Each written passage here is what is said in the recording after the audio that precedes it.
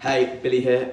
This is video two. There's been a very long gap between the first two, just because work has been super busy, which can't be helped. So this video is going to be about sleep. I kind of contemplated not making this one because I know that there's so much good information on sleep out there right now, but I just thought my perspective might be interesting. And it's so fucking important that there is just no excuse to not know this information. So if I can help it get out to even one other person that didn't know how important sleep was, then that will be very good. Little bit of context on this, other than the fact that I haven't actually had great sleep this week, which makes me feel like a bit of a hypocrite with making this list and giving this information, but it's a new moon, so I think that's got something to do with it. And we're in summer right now, so the light mornings have kind of been affecting me. I normally get up at 7:30 every morning, and it's kind of been 6:30, just because the sun is waking me up. So, basically, what do I know about sleep? How do I know about sleep? Why should you care about sleep? So around a year ago, maybe a little bit more than that, probably a couple of years ago, there was two things that I did concurrently, which pretty much revolutionized my sleep. I know it sounds a bit dramatic, but I got this Oura ring, which is like a wearable, kind of like a Whoop band that tracks, sleep, calories in, calories out, all that kind of thing. Well, not it doesn't track calories, sorry. It just tracks exercise and sleep, basically. And then I also read the book, Why We Sleep, at the same time, by Matthew Walker, who I saw on Joe Rogan's podcast.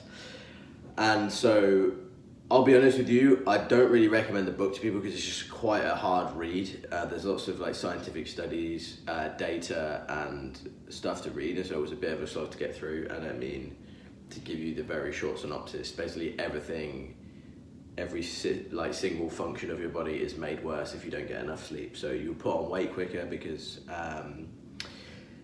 sleep regulates your ghrelin and the other one that I can never remember the name of.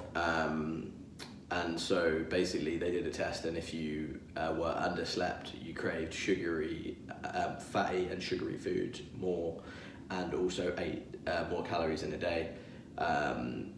Your immune system gets worse if you don't get enough sleep. If you're a man or a woman, your hormone levels are not regulated in as much, because for men we have two pulses of testosterone, or from it doesn't come from our pituitary gland, but that's where the signal comes from to nuts to tell our body to produce testosterone, basically. And those two pulses happen during the night, so you can disrupt those if you don't get enough sleep.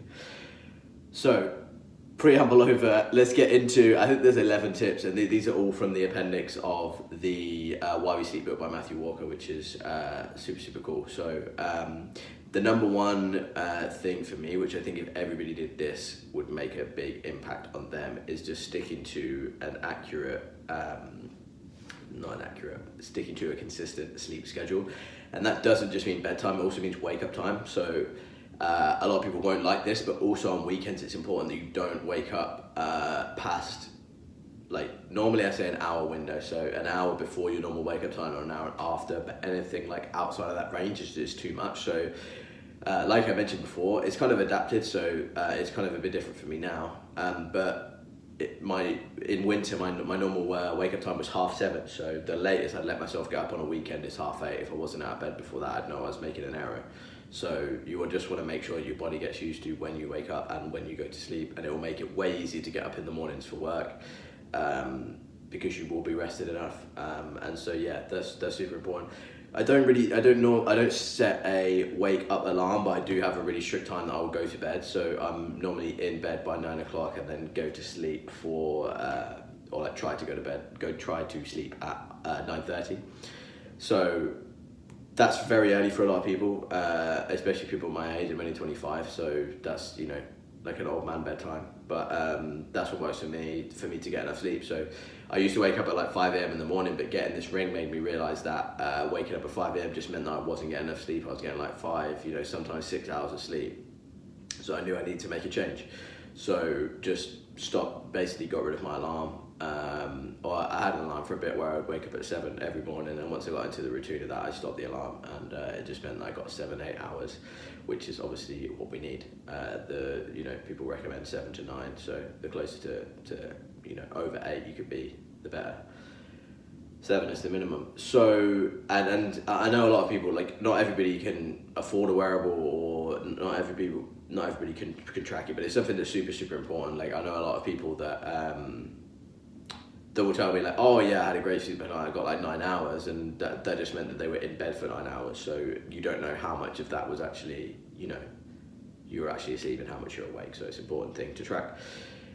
So that's, stick to a regular sleep schedule. That's something that I recommend you do, like, straight away. Like, just set a bedtime alarm. You can do it on, like, if you've got an iPhone, you can do it straight away. If not, just set 2 alarms. Set one for going to bed, and just say, like, hey, like, it doesn't matter if I'm halfway through an episode of Suits or Peaky Blinders or whatever, I'm going to turn it off and I'm going to go to bed, because it's way more important to get more sleep than it is for me to finish this episode.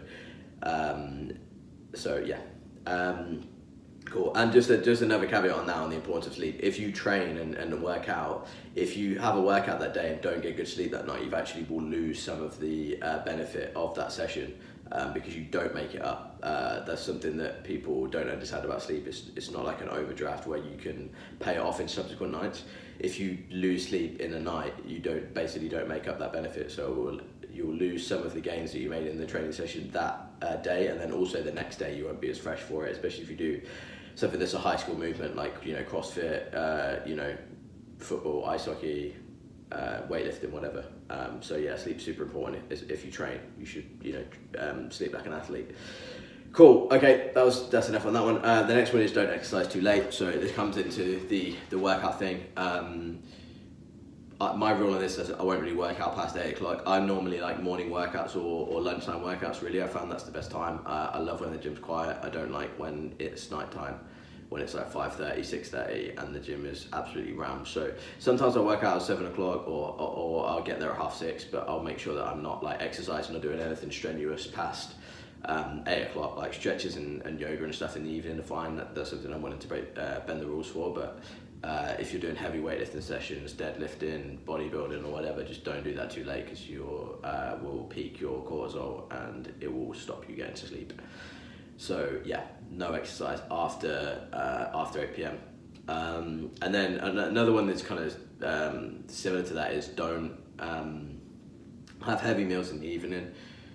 Again, like, I realize some of the stuff that I do isn't going to suit other people. It's just the way that I work, and like, I've basically optimized like most of the stuff that I do around getting better sleep, because it's just that important. So yeah, basically, you know, it's just habits that I've kept from the time that I took it really seriously and started testing stuff out and seeing what happened. And obviously, when you've got the feedback measuring how well your sleep is, you know, oh, if I take ZMA before I go to bed, like, how does that affect my sleep? If I exercise before I go to bed, what happens? If I have one beer, what happens? You know, like, you get to see all the effects of this stuff, and then you do eventually, you know, cut stuff out, or I've cut stuff out because it just doesn't work. So, okay, so yeah, number 4 is avoiding alcohol. So I pretty much don't drink at all right now. I will maybe have a couple beers now and again with my dad, because that's something that I enjoy, but I pretty much don't drink at all, just for the fact that it affects my sleep. Like, I like beer, I love craft beer, I love red wine too, but it just affects my training too much, which is something that I really, really love.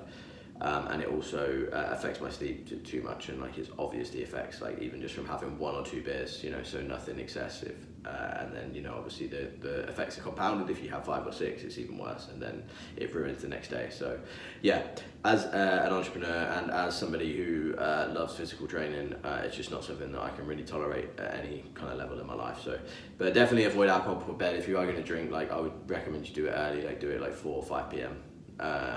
On like a Saturday or a Friday or whatever, and then stop drinking, take on plenty of fluids, and then by like 9 o'clock most of it will be out of your system. But if you obviously are having beers 8, 9, 10, 11 p.m, then that's going to affect your sleep in a big way.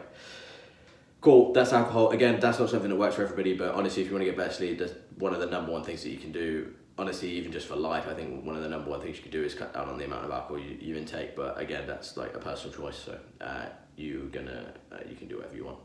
You don't have to listen to me, obviously. Cool, and then the next one is avoid large meals before bed. So I normally have three meals. Or normally, like, I won't eat till about 11:30. I'll have something at 11:30, something at 1:30, and then I'll normally eat my dinner at like 5:30, 6 o'clock. The reason for that is that I sometimes train in the evening. The second thing is because I haven't eaten in the morning, I'm hungry at that time, and also it's good to eat early so that you don't eat before you go to bed, because that will affect it. So obviously if you're having like a few crisps, or if you're having like some water, or a glass of squash or whatever before you go to bed, like that's not a huge deal. But if you're having like a large meal at like 8-9 o'clock, then that's definitely going to affect your sleep, and it's something that I'd recommend that you don't do. Part of this is just planning. Obviously it's difficult if you work out, if you go straight from work to work out, like you're only going to be eating. But if you're going to eat at like 7, half 7, then that'd be better than delaying it any later, because it can get too late and then fuck up your sleep, which is not worth it. So that's that. And then again, people get this wrong as well. So like during the day, I'll drink loads of water, and then I'll slowly before bed just drink less and less water, and then because basically I don't want to be getting up in the night to go to the toilet. So I will just taper it off during the day, and then obviously rehydrate again in the morning and drink a whole bottle of water before I start my day. So yeah, that's another thing. Obviously drinking water is very, very healthy, but if you do it at 9 o'clock before you go to bed, it's going to be a problem. Cool, this one, as much as it pains me, because I absolutely love naps. If anybody knows me, you'll know that I love naps. My mum once told me that I was sleeping my life away because I was having naps almost every day. That's obviously not true. I was just prioritising sleep. But yeah, I have a hard and fast rule that I won't have naps after 3 p.m. So ideally I'll have like 20 minutes at 12 p.m, 1 p.m, or 2 p.m. But if it's 1:30, then I'll set a half an hour alarm, and then I won't sleep past that. Sometimes I don't really do short naps very often. I used to a lot. I used to do what someone told me is a nappuccino, which is have a coffee and then a 20-minute nap, and then by the time you wake up, the caffeine starts to kick in, and then you kind of feel alert and awake straight away. Whereas normally we'd have that kind of groggy 10-15 minutes after you just wake up. But yeah, I'll be honest, I'll sometimes nap at weekends if I've had hard workouts, or if I know that I haven't got enough sleep that night. There is some evidence to support that we used to do biphasic sleeping, which is have a certain amount overnight and then a certain amount during the day, and obviously they do that in Spain where they have a siesta. So but just basically the only rule that I wrote down there was no naps after 3 p.m, which is something I definitely recommend you stick to if you like to have naps. The other one is relax before bed. So there's a few things that this kind of entails for me. Like you can meditate if you want, you could read if you want, but I would just make sure you're not on your phone or doing work up to the time that you're in bed. That's something that I did last night. I was still on my laptop about 9 p.m. last night, and as you've heard from earlier in this, I go to bed try to go to sleep at 9:30, so that was just too close to me going to bed. So I was still thinking about work. I obviously had the blue light exposure at that time of night, which is not good, and so that's resulting in a shit night's sleep. So it's just very important that you relax before bed, whatever that looks like for you. Just literally winding down, whether that's turning screens off, which is ideal, whether that's reading a book, whether that's meditating, talking with your partner or whatever, but basically that you end the work day and then just start winding down and relaxing. If it's doing some stretching before bed, that's cool, but you just need to have some routine that works for you. I recommend you try a bunch of different stuff and just see what works for you. That's what I did, and I think that's what most people have done to kind of solidify their routine, because some stuff will work and it will stick, and other stuff will be shit and you won't want to do it, so you won't do it. But yeah, definitely make sure you relax before bed. That has a big impact. I always think there's a hardware and a software part of sleep, where obviously the hardware stuff to me is don't eat all the body stuff, don't eat too late, don't drink too much water before you go to bed, all that stuff. Don't nap after a certain time, go to bed at the right time. And then there's the mental aspect of making sure that your brain is has wound down as well, and is in a state where it's ready to sleep, and it's not thinking about stuff, going over stuff, thinking about work and all that stuff, or everything you got to do the next day. So that's an important part. You could have everything right for your body to get to bed, but if your brain's still active, that's the captain of the ship, so you won't get to sleep. Cool. The next thing, not something I've toyed around with, and I do now and again. So I always have a shower in the morning. I can't get my day started without having a shower, but something that's good to do is have a hot bath or a hot shower before bed. So sometimes it is nice to have a shower at the end of the day, and the reason it helps you get to sleep, so a lot of people don't know that before you go to bed, your brain has to drop by 1 degree. Your brain temperature, sorry, has to drop by 1 degree. And so basically a hot bath or a hot shower facilitates that by bringing all the blood to the surface. Like, you'll notice that if you get out of a very hot bath, you'll look like a shrimp. You'll be really, really red, and that's because all the blood is at the surface. And then an effect of that is that basically the closer your blood is to the surface, the quicker you lose body heat. Yeah, basically you just rapidly, after you get out of the bath or out of the hot shower, your skin's flush, and then you start to lose heat quite quickly, and that is helpful for you to get to bed. So yeah, that's it. The next thing, this is something that like I'm pretty OCD about, but I have to have a really dark room. So if you don't have blackout blinds or blackout curtains, I definitely recommend you get them. They're a very, very, very, very good investment. Also a cold room. So I have a fan. I mean, my fan's on now, and we're only in like April. But I just like it really cold. I have my window open almost every night as well, which is sometimes a problem because of the noise, but it's worth it for it cold and having, like, you know, fresh airflow in it and not having it too stale. And then I also wrote down gadget free, but I actually don't do that. I have my phone in my room, but I do live in a house share right now, so it's not as possible to put it somewhere else.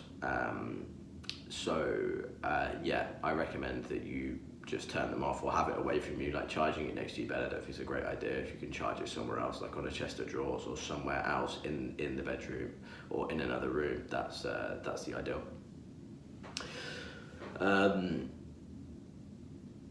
Cool. Yeah, the cold room thing is just the same point that I mentioned, that your body needs to cool down for you to go to sleep. So having a cold room just facilitates that in another way.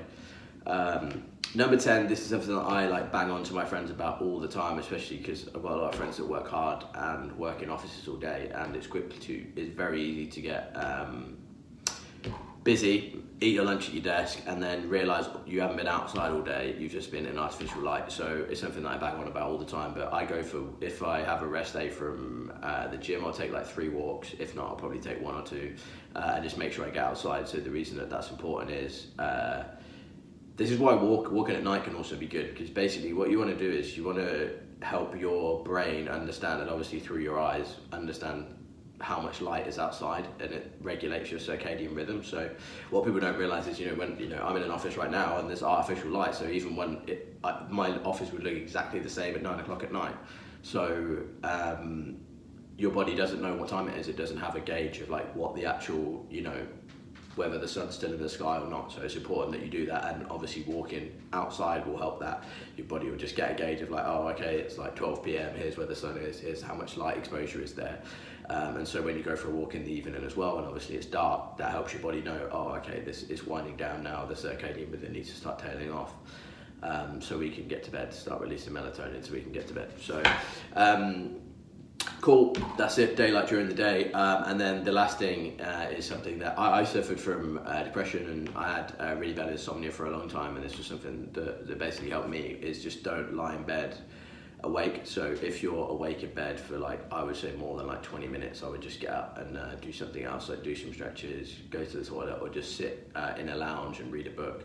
Just go out of the environment of being in bed, and it will just help reset. And then obviously when you feel tired again or sleepy again, just come back and go to bed. But yeah, that's important. Don't just sit in your bed or lie in your bed, tossing and turning for an extended period of time. It's better to just take yourself away, do something else, read a book. I'd probably say don't watch TV or play video games, although I sometimes did do that and sometimes it did help. Yeah, I try and stay screen free, so I just say read a book, meditate, or journal or something like that. That would be a good use of that time. So yeah, that's everything. That's all the tips I've got for you. The only other thing that I have got that's really helped me is there's a supplement called ZMA, which is always an annoying name because the Z and the M stand for zinc and magnesium, which obviously makes sense, but the A stands for vitamin B6, which you can understand doesn't start with an A. So yeah, but that supplement, you can get it from Amazon for £10, probably for 60 tablets, or probably more than that, more tablets than that. So yeah, that's something that's really helped. I normally take it an hour before bed. And there is lots of research to suggest that magnesium helps with sleep, and ZMA is something that I know a lot of people recommend and use, and I recommend that you use it too. apart from that, like I don't do much else. I don't sleep with an eye mask. I don't do a fancy, like, you know, before bed routine. I don't really meditate before I go to bed. I will often read a book. But yeah, I think keep the gadgets away. And yeah, I hope that's been helpful. If you've got any questions, or if you've got anything that works for you, like, definitely comment it below. And yeah, looking forward to having a bit of dialogue about this, because like it's something that pretty much changed my life. So I hope that even if you just make some small changes to start getting better sleep, you just feel the difference in your mood or an emotional regulation. That's the biggest thing for me. Like, if I don't get a good night's sleep, like I feel myself getting more emotional, and I'm very lucky that I'm self-aware enough to know like what's happening and understand the source of it too, and just be like, oh, okay, I know I didn't get a good night's sleep last night, and like I'm feeling, you know, more anxious than I would about this situation, or I'm worrying about this thing more than I would. So yeah, sleep's super important for literally everything. And if you want a book, then definitely read Why We Sleep by Matthew Walker. That's a fantastic book. Or watch the podcast on Joe Rogan as well. That's also super valuable. This video is getting super long, so I will see you later. See you in the next video. If you've got anything you want me to make a video on, let me know. And yeah, peace out.